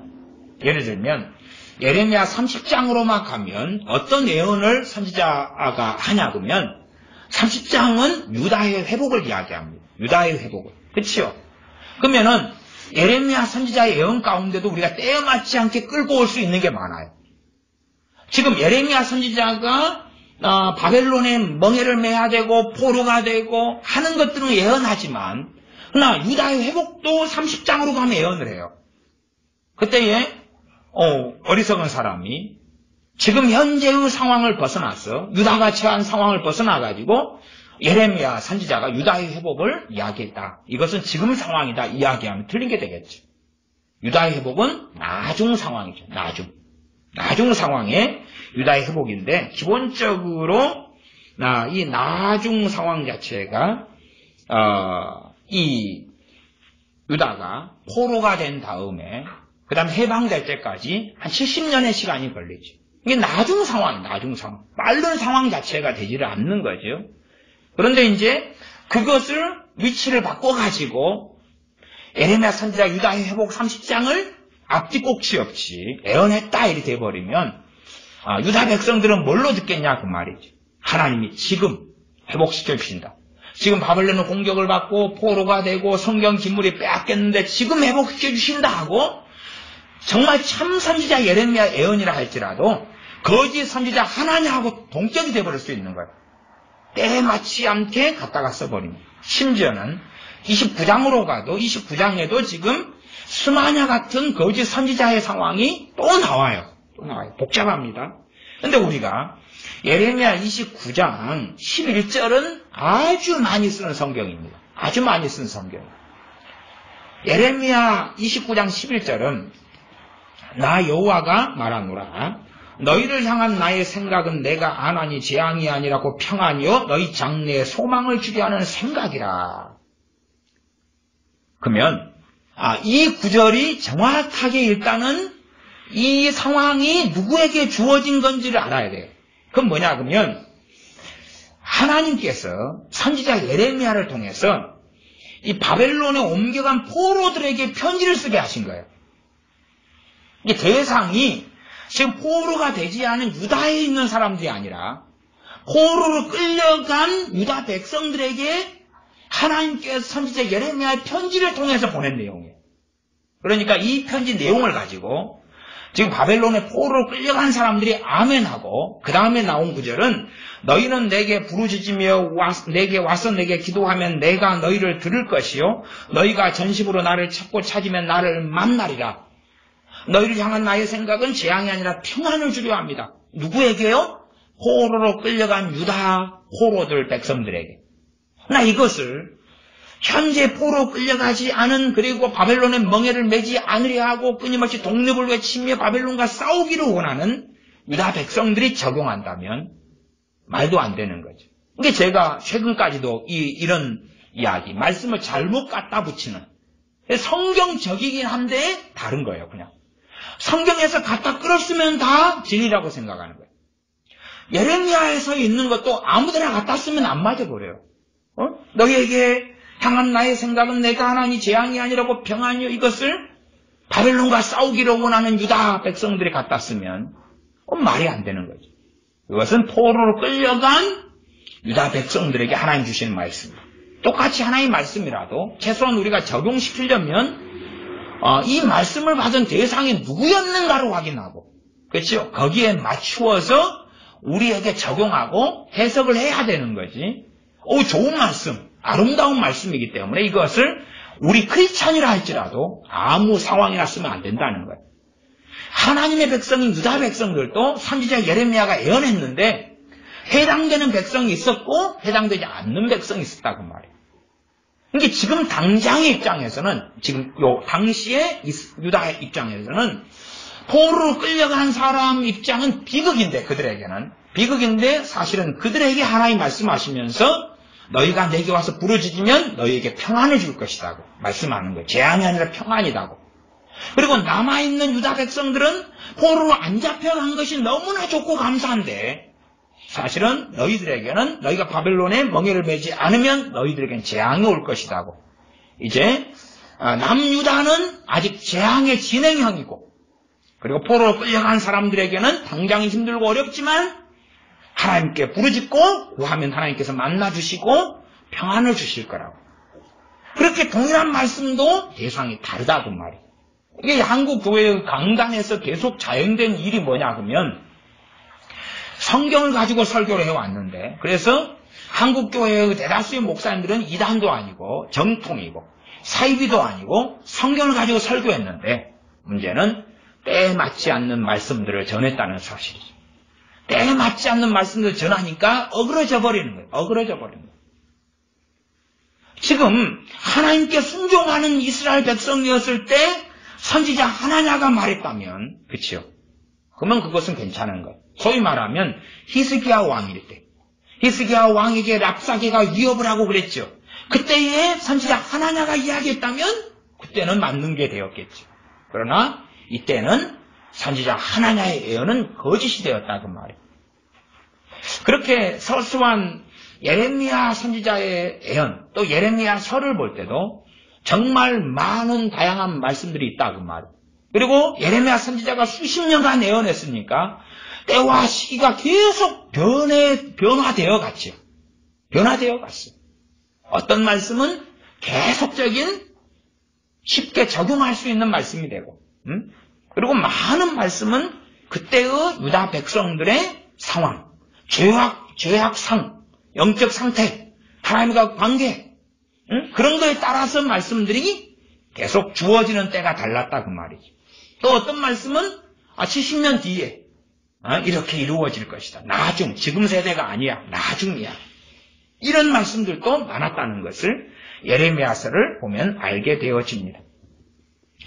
예레미야 28장 10절로 가면 선지자 하나냐가 선지자 예레미야의 목에서 멍에를 취하여 꺾고 모든 백성 앞에서 말하여 가로되 여호와께서 이같이 말씀하시되 내가 두 해가 차기 전에 열방의 목에서 바벨론 왕 느부갓네살의 멍에를 이같이 꺾어버리리라 하셨느니라 하며 선지자 예레미야가 자기 길을 가니라. 왜 자기 길을 가냐 그러면 앞에서는 하나님께서 예언을 주셨고 말씀을 주셨기 때문에 했는데 지금 상황에서는 말씀을 안 주시니까. 물론 선지자 하나냐하고 대판 싸울 수 있어요. 멱살을 잡고 싸울 수 있어요. 근데 이제 하나님께서 지금 당장 주시는 말씀이 없기 때문에 자기 길을 가는 거예요. 그냥 그래? 그리고 가는 거예요. 가는데 이제 하나님께서 말씀이 하나님으로부터 임하고 하나님 말씀이 주어지는 거예요. 12절부터죠. 선지자 하나냐가 선지자 예레미야의 목에서 멍에를 꺾어버린 후에, 성경을 잘 보셔야 돼요. 사람들은 너무 쉽게 그냥 거짓 선지자 하나냐가 참 선지자 예레미야의 목에서 멍에를 꺾어버린 후에 그러는데 성경은 정확하게 선지자 하나냐가 선지자 예레미야의 목에서 멍에를 꺾어버린 후에 그럽니다. 그러니까 한국교회 목회자들도 그냥 목회자예요. 그냥 다 목사님들이에요. 주의 종들이에요. 주의 종들 가운데 의견이 나눠진다 그 말이에요. 나눠지는 거예요. 나눠져. 저 같은 사람은 대한민국의 미래를 암울하고 암담하게 보고, 암담하게 봅니다, 저는. 소망 있게 보지 않아요. 경제적 몰락과 혹은 북폭으로 인한 전쟁이나 적화 이후의 북폭. 미국이 북한을 폭격하는 것은 저는 거의 이루어진다. 예언은 아니고 제가 볼 때 80% 90% 이상은 미국은 반드시 북한을 폭격할 수밖에 없다. 최소한은 핵을 제거하는 공격을 할 수밖에 없다. 그것은 거의 기정사실이다 그렇게 봐요. 대신에 이제 그 순서가 이 남한이 공산화된 다음에 이루어질런지 아니면 공산화되기 전에 이루어질런지까지는 미지수다. 그러나 미국이 북한을 폭격하는 것은 이미 작년부터 계속하여 나왔던 이야기고 그리고 올해는 더 심각하게 나오고 있고 저는 좀 한국 청와대, 한국 정부가 특사를 북한에 파견해서 4월 말에 정상회담을 갖기로 했다. 평화의 집에서 정상회담을 갖기로 했다는 것을 무감스럽게 제 입장에서는 상당히 반가운 소식으로 저는 듣습니다. 왜냐하면 미국의 부대들이 오고 또한 항공모함들이 모여들고 있고 병원선이 출동했고 하는 상황에서는 4월에 전쟁의 가능성이 굉장히 고조되었는데 북한과 남한의 이 4월 말에 회담, 정상회담 이야기가 나오면서 미국 트럼프 대통령이 지켜보겠다 그리고 한 발을 뺐거든요. 그러니까 최소한 4월 말까지 정도는 어느 정도 안심할 수 있지 않을까? 네? 그런 생각을 하게 된다 그 말이에요. 그런 면에서는 굉장히 남북이 정상회담 한 다음에 그 다음에 무슨 일이 벌어져도 벌어질 수 있을 거다 이렇게 보기도 하고 오늘 이제 우리 민족끼리에서 또 대남 사이트에서 또 오늘 계속하여 뭘 말했냐 그러면 주한미군 철수 시켜라 한미 군사훈련 전쟁 연습을 중단해라 뭐 이런 계속 그런 것을 지령을 냈다시피 계속했거든요. 전에 여기에 대장이 김영철이죠. 김영철이 오른팔인가가 우리 민족끼리 요 사이트나 이거 다 대빵입니다. 그러니까 김영철이하고 그 옆에 있는 어떤 인간하고 둘이서 지금 이 주도자고 그것은 김정은의 지시를 따라서 할 수밖에 없는 그런 곳이죠. 거기에서 계속 이야기하는 걸 볼 때에 굉장히 대한민국 상황이 앞으로는 암울한데 그래도 4월 말까지 정도는 대강 어쨌든 가게 될 것 같고 그 다음에 이제 6월 13일 날 개헌을 하기 위해서 계속하여 이 개헌을 하기 위한 어떤 특별 청와대가 만든 그런 특별 어떤 위원회 같은 데가 지역만 다니면서 개헌 논의를 하는데 정해진 커리큘럼대로 계속 진행시키고 있고 어제는 우리 전남 순천에서 그걸 했지요. YMCA 1층 카페에서 하고 또 다른 지역은 부산은 부산대로 대구는 대구대로 했는데 대구 이야기는 좀 우파 목사님들이나 또 어떤 분들이 참여해가지고 발언권을 좀 가졌는데 제재를 계속 당했고 부산은 아예 분위기가 좌익들이 중심이 되어서 너무 분위기 험악해서 거의 쫓겨나다시피 대항을 못하면서 그 개헌 논의의 방향이 이제 사회주의 헌법식으로 그렇게 흘러가고 있다 이런 이야기가 지금 나오고 있습니다. 어쨌든 그렇게 해서 6월 13일 날 개헌이 된다면 개헌을 과연 막을 수 있을 것이냐 또 개헌이 되어지기가 쉽다 지금 상황에서는 저는 그리 봐요. 왜냐하면 언론들이 개헌을 지지하는 쪽에 있기 때문에 대다수의 국민들은 공영방송인 언론을 신뢰하고 그걸 믿기 때문에 시간이 흘러가면 개헌은 좋은 것이요 그렇게 이제 의견을 가지기가 쉽거든요. 형평성이 있지는 않지요. 언론들이. 개헌은 좋은 것이야 라고 계속하여 말할 때에 그렇게 따라가고 유감스럽게 차라리 놀랍게 주의 종들과 교회들 하나님의 백성들이 언론을 진리로 믿는다는 사실이죠. 공영방송을 진리로 믿어가지고 그들이 가지는 것은 언론이 주는 희망, 언론이 주는 소망을 가지고 평화를 함께 노래하면서 살아가게 된다는 것이지요. 그래서 제가 볼 때 군사적 또한 전쟁 위협, 북폭이든지 혹은 북한이 대한민국을 공격해서 혹은 주한미군 철수하고 연방제가 되고 이번에 헌법조항에도 지금 상당히 논의가 되었을 때에 연방제 통일에 대한 논의도 어떤 데는 나왔다 그래요. 나왔다 그러고, 지금 제가 어제 지금 청와대에서 발표하고 구청에 있는 자료에서는 100대 과제, 10대 뭐 이런 거에서 볼 때에 북한과 경제 공동체를 이 정부는 이루겠다라고 그렇게 발표했더라고요. 경제 공동체. 일단은 경제가 하나가 되겠다. 그런 걸 국정 과제로 해가지고. 그리고 앞에는 국민들이 우리에게, 이 정부에게 요구한 것이다. 그것이 경제 공동체가 되는 것이다. 그렇게 이제 선전하면서 자료들이 있고요. 여러 타이틀들이 있더라고요. 어쨌든 그렇게 경제 공동체를 헌법을 통해서 이루는 등등 그렇게 이제 해 나가는 거기 때문에 그리 될 때에는 자연스럽게 북한과 하나가 되는, 그리고 최소한은 정상적으로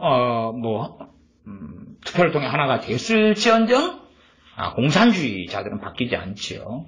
그러면 그건 자연스러운 적화일 수밖에 없는데, 그렇게 대한민국은 그 수술을 받고 있는데, 그러나 대다수 목회자들과 교인들은 이 선지자 하나야처럼 좋은 이야기를 한다 그 말이에요. 이 강단에서는 참 이야기가 어려운 것이, 이 우리 목회자들은 강단에서 이야기할 때 결국은 하나님의 이름을 걸고 이야기하는 거예요. 결국은 하나님의 이름을 걸고 이야기하는 거예요. 자기 이야기면 자기 이야기다.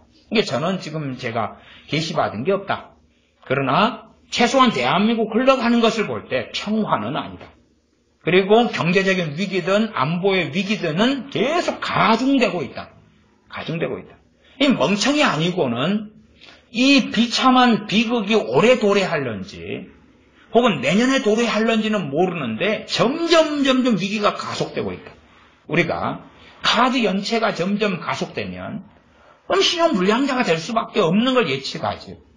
극단적으로 누가 돌아가시면서 유산을 1억을 주더라.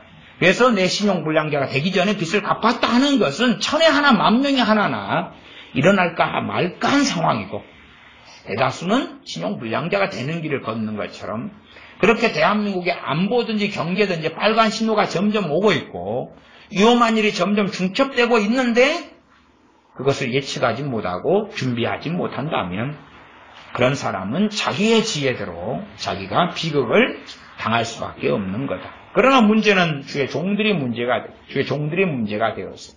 주의 종들이 말씀을 자기가 선택을 하는 거예요. 말씀. 본문을 자기가 선택해. 주님으로부터 와서 이 말씀 66권 가운데 주제나 내용을 선택해야 되고 선별해야 돼. 이게 주의 종이니까. 그러나 성경은 어떤 말씀은 전쟁을 이야기하고, 어떤 말씀은 평안을 이야기하고, 어떤 말씀은 또 찬양을 이야기하고, 감사를 이야기하고, 부활을 이야기하고, 주님의 죽으심을 이야기하고, 얼마나 많은 다양한 말씀이 있어요. 평화의 시기 때는 괜찮아요. 왜냐하면 환란을 이야기해도 최소한 우리 개인적인 환란은 계속 있거든요. 우리 질병의 문제, 자녀, 부모, 형제의 문제, 건강의 문제, 등등, 또 죽음.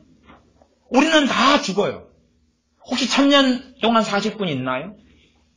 다 이제 우리가 중년이 된 사람들은 앞으로 살아온 날보다 살 날이 적어요. 살 날이 적어요. 그러니까 이제는 죽음을 향하여 우리는 다가가고 있어요. 그러면 죽음 뒤에 주님 만날 거 준비해야 되죠. 언제 한 40, 50대 돼버리면, 혹은 한 50대, 60대가 돼버리면 언제 죽을지 모르는 거예요. 언제 죽을지 모르는 거예요. 교통사고로 죽을 수도 있고, 암으로 죽을 수도 있고, 여러 가지로 죽을 수 있어요. 내추럴로 죽을 수도 있고. 그러니까 차라리 환란을 나이든 세대에게는 이야기해야 되죠. 육체적으로는 경제적으로는 평안할지 몰라도 하나님 앞에서 환란을 이야기해야지만 우리를 경각하고 깨어있고 준비할 거 아니에요. 그러나 내일 모레 죽을 80대가 있는데도 평안을 이야기하고, 곧 죽을 수 있는 70대가 있는데도 평안을 이야기하고, 그렇다면 그런 사람들은 1000년 만년 사는 줄 착각할 거 아니냐 그 말이에요.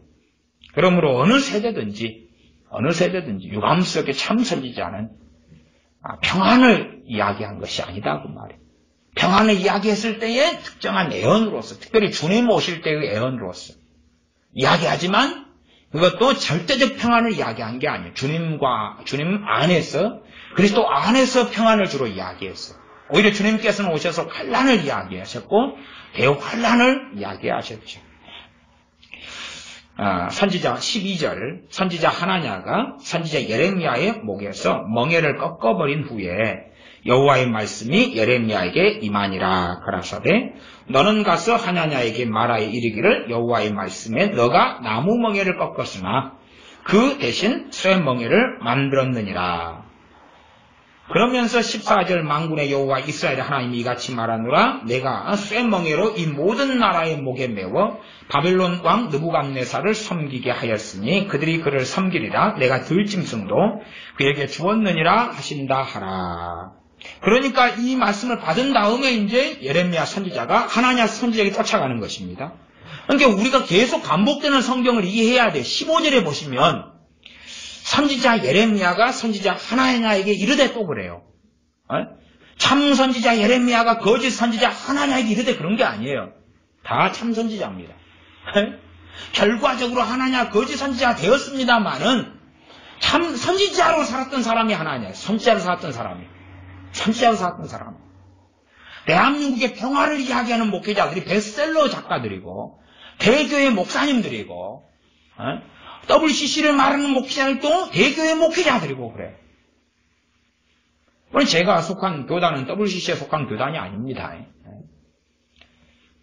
오늘 어떤 분이 막 요구를 하셨더라고요. 유튜브에. 욕은 거의 매일 듣는데 유튜브에 올려진 설교가 4,000편이 넘으니까 이리저리 하다 보면은 방언 반대하는 사람이 제 방언 설교 들으면 욕하고 또 제가 전에 칼빈주의, 알미니안주의에 대해서 설교를 한 13번인가 14번인가 했더니 거기에 이제 극단적 칼빈주의자가 그걸 들은 거예요. 그러다가 네가 목사면서 칼빈주의가 뭔지도 모르면서 신학을 몇 년 했다면서 그 헛소리를 짓거려 그러면서 뒤에다 단 말이 오늘의 선교교회라고 의심을 하였더니 무슨 의심이냐 그러면 오늘의 교회가 통합이잖아요.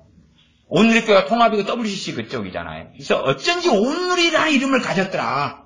그래서 오늘의 교회 가는 방향을 네가 같이 걷기 때문에 교회 이름이 오늘의 선교교회구나. 그리고 이제 욕을 하면 댓글을 달았어요.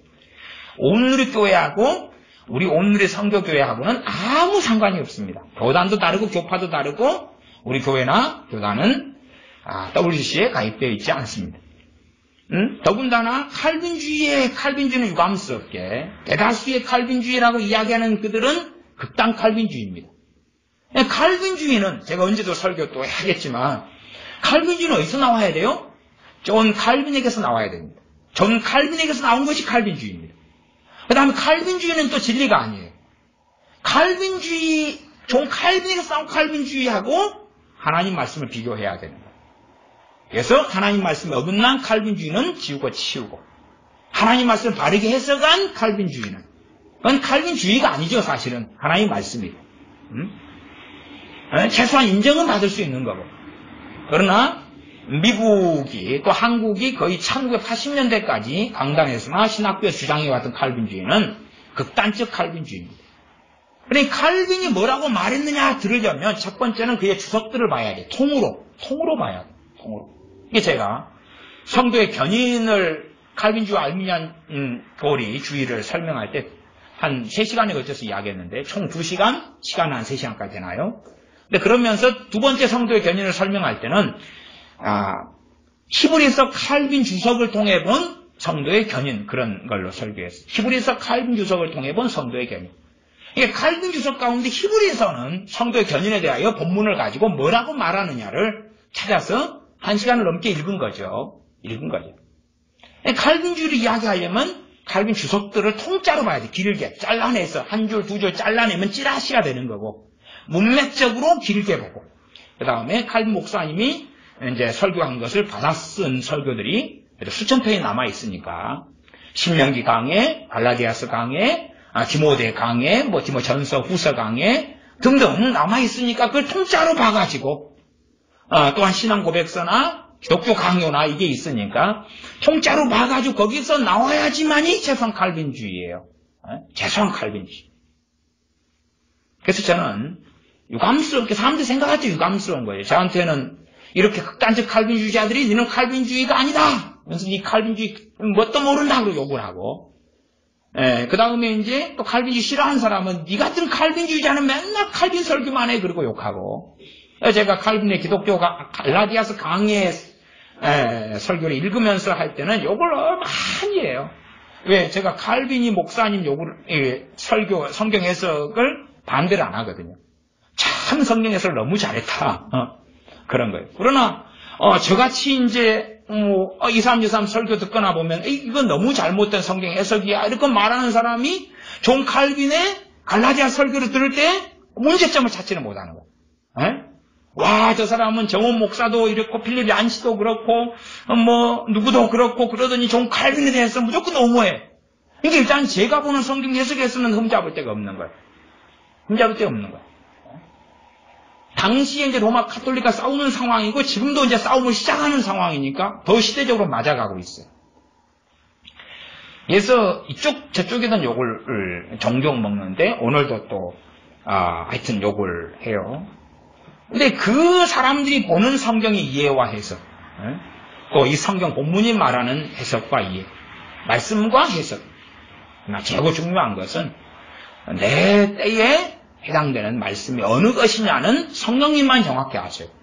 성령님만 정확히 아세요. 그러니까 우리 주의 종들은 성경에서 아무거나 우리가 선택할 문제가 아니에요. 선택할 문제가 아니에요. 물론 강해 설교 저도 합니다. 강해 설교. 강해 설교할 때는 하고, 그 다음에 본문 설교할 때는 하고 그래요. 강해 설교도 적용을 제대로 시켜주시는 분은 성령입니다. 적용을 제대로 시켜주는 분은 성령입니다. 성령님 안에서 설교를 해야 돼요. 성령님이 나의 본문을 선택하고. 그러니까 지금 이 비참한 상황 속에서 포로가 되어서 바벨론에 끌려간 사람들에게 주었던 말씀 같은 29장 11절 같은 말씀을 통해서 대한민국의 안보 위기, 경제 위기 속에서 나 여호와가 말하노라 너희를 향한 나의 생각은 내가 하나니 재앙이 아니라고 평안이여 너희 장래에 소망을 주려 하는 생각이라 라고 주장하는 사람이 많아요. 목회자들 가운데 또한 한국 기독교인들 가운데. 그러나 때에 맞지 않습니다. 때에 맞지 않아요. 진리의 말씀은 정확히 맞아요. 그러나 시국의 상황과 생각할 때 문제예요. 물론 우리 개인적으로는 이걸 적용시킬 수 있어요. 그렇죠? 이해를 그걸 하셔야 돼요. 개인적으로 주님 앞에 깨어있도록 하고 회개하도록 하고 돌아보게 하는 말씀인데 개인적으로. 그러나 이걸 국가적인 말씀으로 받아들이면 곤란한 거예요. 그 차이도 이해하셔야 돼요. 어쨌든 그래서 다시 28장 15절로 돌아가면 선지자 예레미야가 선지자 하나냐에게 이르되 하나냐여 들으라. 여호와께서 너를 보내지 아니하셨거늘 너가 이 백성으로 거짓을 믿게 하는도다. 이게 보내지 않았다는 것은 항상은 아니에요. 지금 앞에 예언했을 때 그 말이에요. 앞에 했을 때 하나님이 말씀해서 보낸 게 아니다 그 말이에요. 옛날부터 보내지 않았다 그런 너의 선지자의 정체성을 부인하는 이야기는 아니에요. 앞에 예언을 하나님이 말씀해가지고 하나님 말씀 전하로 너가 보냄받은 게 아닌데 너가 거짓을 안 믿게 백성들로 하여금 하는도다. 그러니까 백성이 뭘 믿었어요? 거짓을 믿었어요. 선동되었어요. 선지자 하나냐에게 백성들은 선동되었어요. 왜? 하나냐는 선지자였습니다. 대한민국에 많은 목사들이, 유명한 목사들이 많아요. 교인들은 선동되는 거죠. 예, 평안을 이야기합니다. 평화를 이야기하고, 잘 될 걸 이야기하고, 거짓 사도들이 와서, 신사도들이 와서, 신선지자들이 와서 선동하죠. 평화를 이야기하면서. 그리고 대한민국의 많은 기독교인들은 선동되겠죠. 그러면 결과는 언제 확인할 수 있습니까? 그들이 말하는 평화가 이루어졌을 때나, 그렇죠? 제가 무감스럽게 말할 수밖에 없는 대한민국의 비극이 일어났을 때겠죠. 물론 저는 애언은 아닙니다. 저는 상황에 대한 이런 상식과 되어지는 상황, 이루어져 가는 상황에 문제를 이야기하는 거지. 뭐 A라는 사람이 남편도 아내도 버는 것보다 더 많은 낭비를 한다 그러면 무엇을 예측할 수 있습니까? 그 행동은 일단 쉽게는 안 고쳐지죠. 쇼핑 중독에 걸리고 노름 중독, 알코올 중독에 걸려가지고 돈을 낭비하는데 한 달에 버는 돈 300만 원이고 쓰는 돈 500만 원이다 그러면 예측할 수 있어요.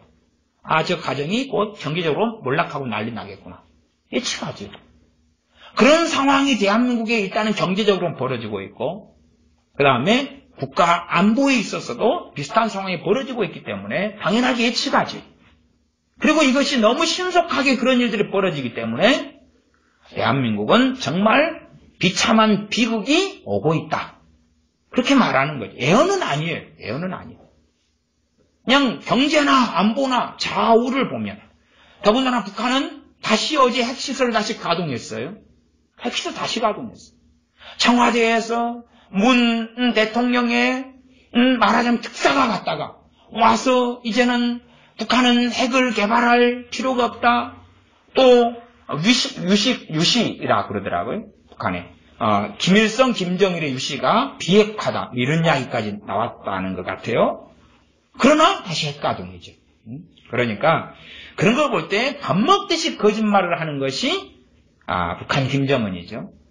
청와대가 거짓말을 했는지 김정은이가 하지 않은 말을 했는지 김정은이가 거짓말을 했는지는 몰라요. 그러나 청와대 말이 맞으면 김정은이가 거짓말장이고 거짓말장이하고는 계약을 할 수도 없고 회담을 할 수도 없죠. 청와대가 거짓말을 했다면 그것도 상당히 골치 아픈 이야기죠. 상당히 심각한 이야기죠. 어쨌든 어제 벌어진 상황을 볼 때에 북한과 남한이 친서를 주고받고 그 다음에 발표하고 이것하고 김정은이가 어제 핵시설을 가동했던 것하고 볼 때에는 둘 중에 하나는 거짓말이에요. 청와대든지 북한 김정은이든지. 그리고 이것은 상당히 심각한 상황에 또 한 가지 지표에 불과하죠. 그렇게 되는데 유감스럽게 대한민국에는 선지자 하나냐가 너무 많다는 사실이죠. 너무 많다는 사실이죠. 물론 저는 절대 선지자 예레미야는 아닙니다. 당연히 국가에 대한 예언도 할 수 없는 그런 주제에 불과하죠. 그래서 이 백성으로 하여금 거짓을 믿게 하는 거다. 그리고 백성들이 하나님께 엎드리지 않고 돌아서지 않고 회개하지 않고 혹은 최소한은 바벨론의 멍에를 매야 되죠.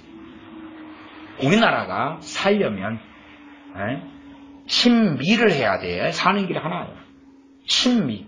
그리고 미국의 멍에를 매는 것이 하나만 사는 길이에요. 무조건.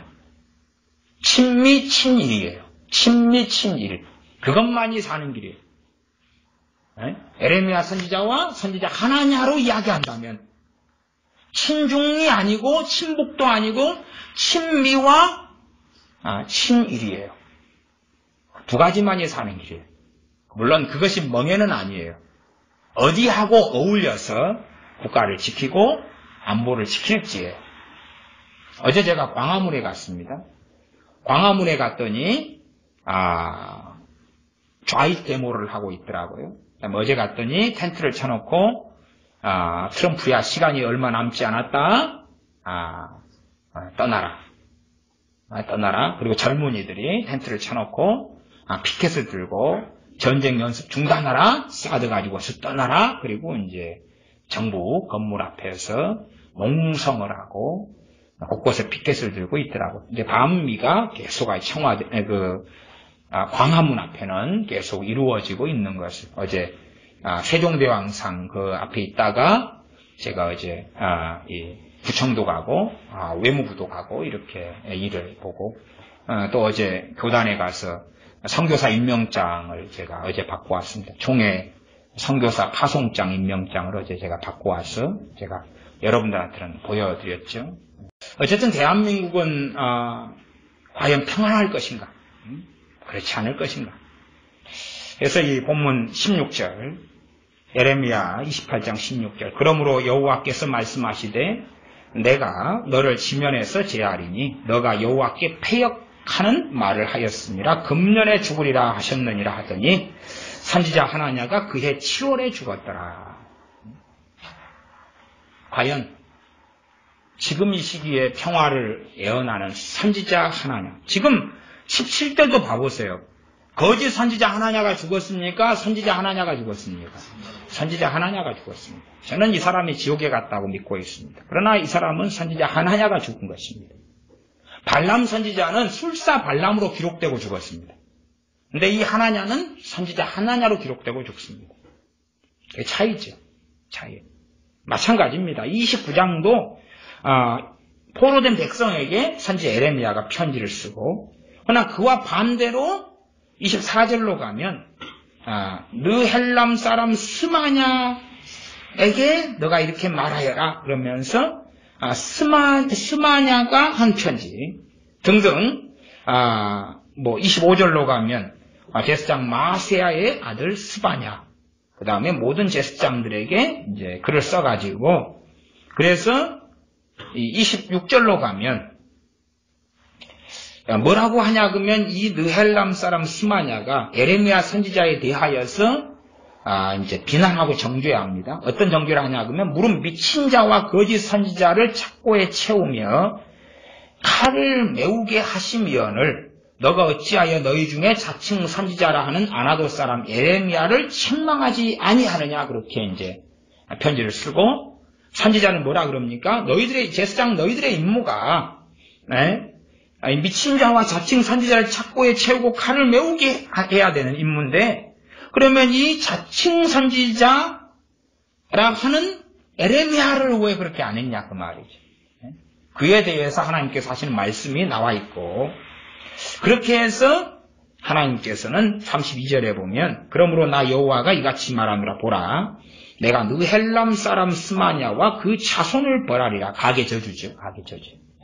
이 스마냐로 인하여서 그의 자손들이 저주를 받게 되고 하나님의 심판 속에 들어가게 되는 것입니다. 한국의 성인들의 결정은 그건 자녀들의 운명을 그대로 결정짓는 것입니다. 최소한은 한국의 투표권자가 가진 결정은 우리의 투표할 수 없는 자녀들의 모든 것을 다 결정하는 것과 같이 한국의 운명은 그렇게 흘러가고야 마는 것입니다.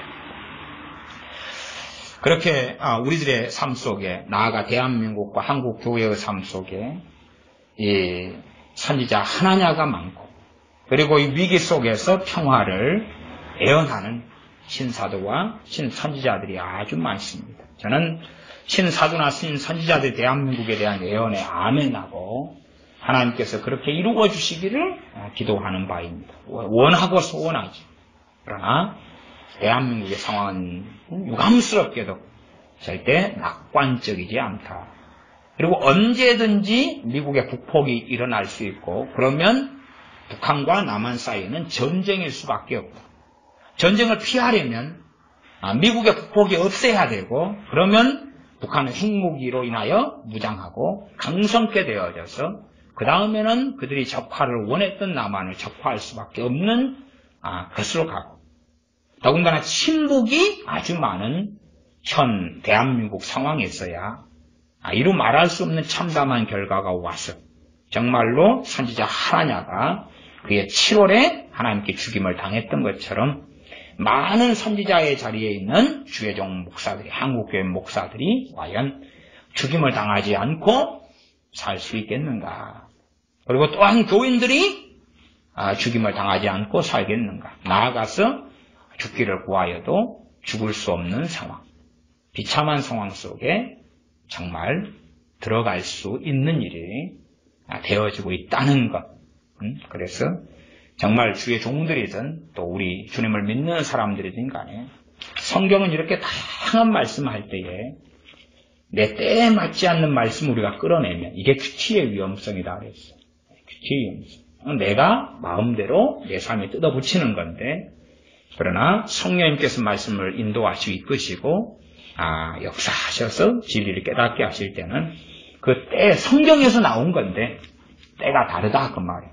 찢을 때가 있고 옷을 찢을 때가 있고 꿰맬 때가 있고 돌을 던질 때가 있고 걷어 들을 때가 있고 평화할 때가 있고 전쟁할 때가 있고 사랑할 때가 있고 미워할 때가 있고 성경은 그 모든 게 다 있다 그 말이에요. 모든 게 다 있어요. 지금은 성경에서 미워할 때나 전쟁할 때는 가르쳐지지 않아요. 왜? 항상 화해하고 하나 될 때라고 이야기하지. 그러니까 일단은 한 극단에 한국교회가 치우쳤다. 그것은 우리가 다 볼 수 있는 것입니다. 기도하겠습니다. 아버지 하나님, 우리가 어리석게 눈이 가리워지고 미혹된 채에 그리고 현실 문제에 빠져서 이 국가가 어떻게 흘러가고 있는지 또한 대한민국의 미래가 어떻게 가고 있는지를 분별하지 못하는 어리석은 사람들이 아니라 분별하고 알아서 지혜롭게 각자가 미래를 준비해가는 그러한 하나님의 자녀들이 되도록 긍휼히 여겨 주시옵소서. 우리 주 예수님의 이름으로 기도하옵나이다. 아멘. 함께 기도하겠습니다.